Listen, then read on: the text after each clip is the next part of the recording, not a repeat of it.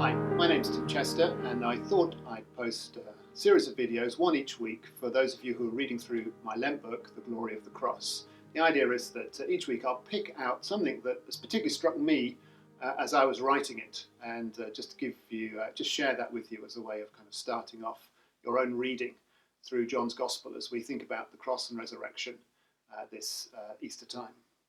Now, this week we're looking at Jesus' encounter with Nicodemus in John 3.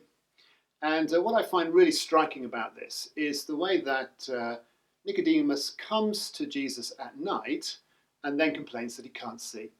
There's a sort of lovely irony in that. Here is Nicodemus physically in the dark, literally in the dark, complaining that he can't see.